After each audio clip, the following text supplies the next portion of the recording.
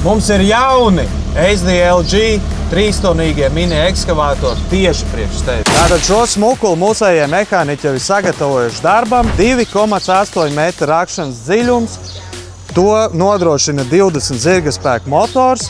Attiecīgi, kā jau visiem SDLG, mums ir centrālā smērēšana. Attiecīgi, operatoram atkrīt visas tās klapatas ar to smērēšanos.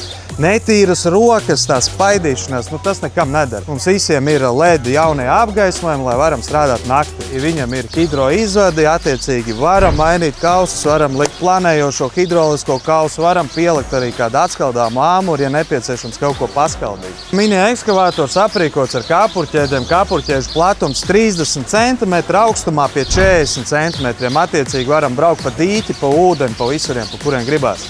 Tā, kas mums ar kabinetu notiek?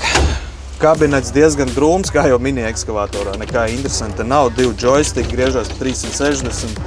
Kaut kāds nedaudz papildus pogas te ir, bet principā strādāt ar mini ekskavatoru pogas nav jāspēj, ir jārok. Tātad SDLG ir aprīkojis savu mini ekskavatoru ar lielu planšeti. Planšetē, kur mēs varam uzlikt radio, mēs varam apstīties degvielas daudzumu.